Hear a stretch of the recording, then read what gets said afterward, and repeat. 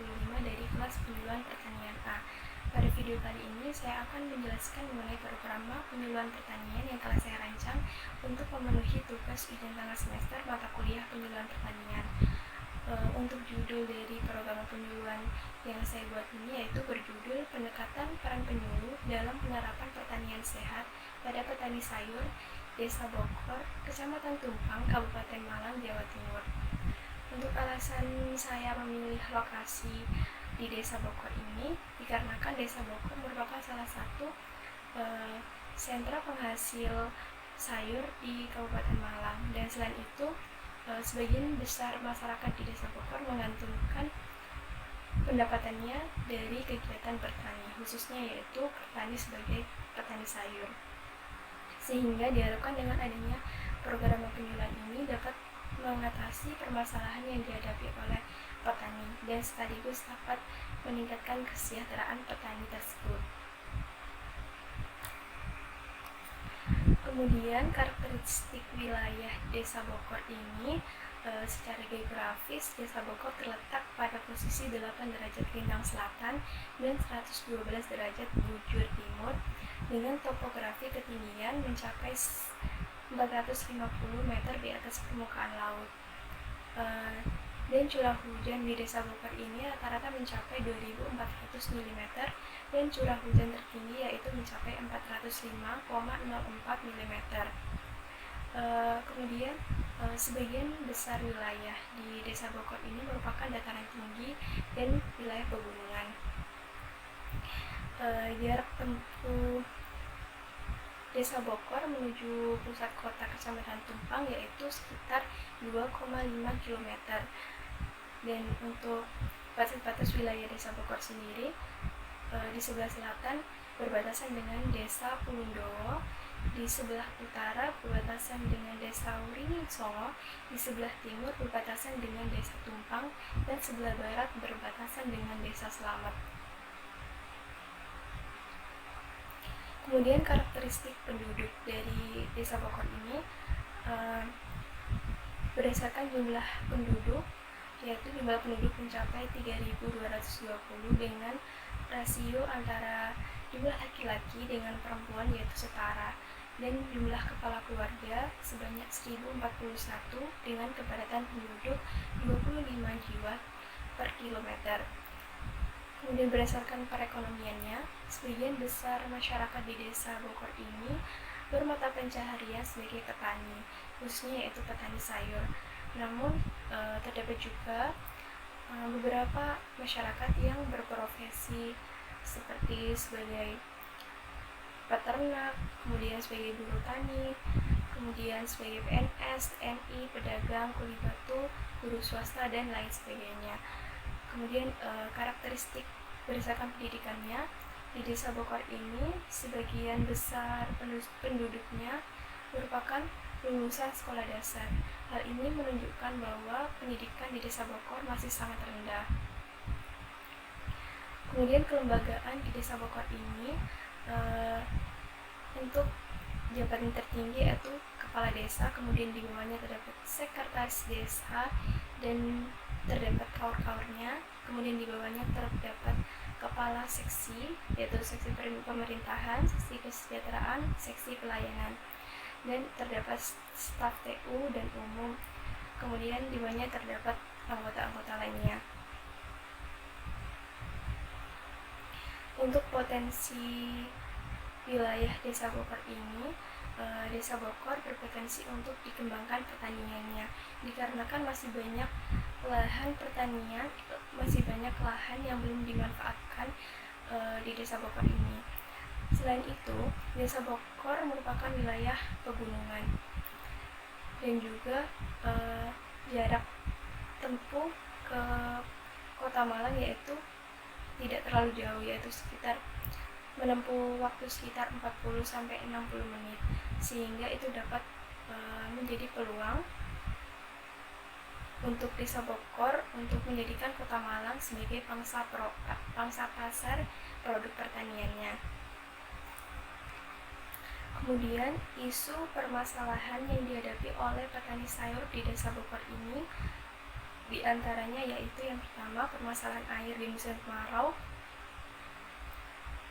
di mana pada musim kemarau petani sayur kesulitan untuk mendapatkan air, sehingga pertumbuhan tanamannya kurang optimal.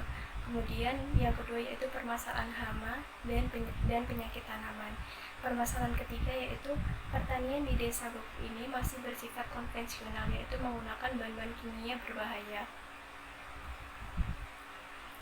Permasalahan selanjutnya yaitu adanya alih fungsi lahan pertanian atau irigasi yang disebabkan oleh meningkatnya kebutuhan sektor industri, pemukiman, proyek infrastruktur, dan lain-lain.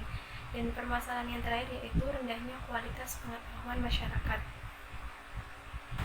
Kemudian dari kelima permasalahan tersebut yang dihadapi oleh petani sayur di Desa Bokor, saya memilih satu permasalahan yang menurut saya harus segera diberikan solusinya, yaitu permasalahan sistem pertanian yang masih konvensional, di mana sistem pertanian konvensional ini tidak hanya berdampak negatif pada petani, namun juga berdampak negatif kepada masyarakat yang mengkonsumsi produk sayur dan juga terhadap lingkungan, di mana dengan menggunakan bahan kimia ini dapat merusak lahan atau menyebabkan degradasi lahan. Selain itu juga menimbulkan biaya produksi yang tinggi karena harus membeli bahan-bahan kimia, dan juga dengan penggunaan bahan kimia ini dapat menyebabkan produk sayur yang dihasilkan yaitu kurang sehat untuk dikonsumsi. Padahal pada saat pandemi COVID ini masyarakat sangat membutuhkan makanan-makanan sehat. Kemudian dari permasalahan tersebut maka dirancanglah kegiatan penyuluhan pertanian, yaitu sebagai berikut. Yang pertama yaitu identifikasi permasalahan, di mana permasalahannya yaitu petani sayur yang masih menerapkan sistem konvensional yang menyebabkan biaya produksi tinggi, lahan terdegradasi, dan produk sayur berbahaya bagi konsumen. Kemudian dalam melaksanakan kegiatan penyuluhan ini, penyuluh berperan sebagai edukator, kemudian sebagai fasilitator, sebagai konsultan, dan evaluator. Tidak lupa juga penyuluh bekerja sama dengan mitra kelompok tani dan juga petani sayur untuk menyukseskan kegiatan penyuluhan ini. Kemudian penyuluh melakukan kegiatan yaitu yang pertama pelatihan pertanian sehat, kemudian dilanjutkan dengan demonstrasi plot pertanian sehat, kemudian kegiatan ajang karya dilanjut, sehingga dari kegiatan tersebut akhirnya petani dapat menerapkan sistem pertanian sehat, di mana pertanian sehat ini merupakan sistem pertanian yang dapat meningkatkan kesejahteraan pada saat ini, namun juga tidak menyebabkan dampak negatif pada kehidupan selanjutnya. Kemudian untuk materi yang akan disampaikan pada kegiatan penyuluhan pertanian ini yaitu meliputi pengenalan sistem atau prinsip pertanian sehat, kemudian pemanfaatan agen hayati, kemudian pembuatan pupuk organik, salah satunya yaitu memanfaatkan urin sapi dan juga pembuatan biopestisida. Kemudian untuk rencana kegiatan penyuluhan pertanian di Desa Bokor ini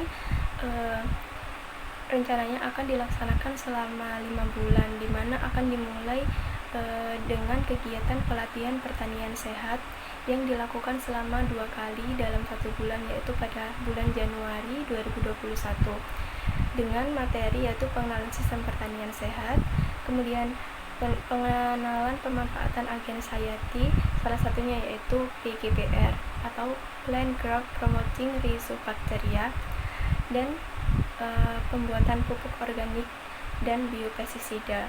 Kemudian kegiatan penyuluhan selanjutnya yaitu demonstrasi plot.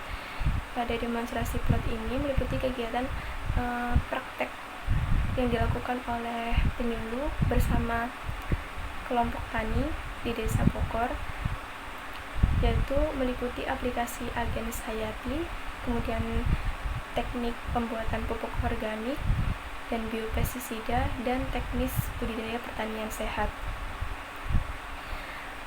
Untuk demonstrasi pilot ini akan dilaksanakan selama 2 bulan, yaitu pada bulan Februari sampai Maret 2021.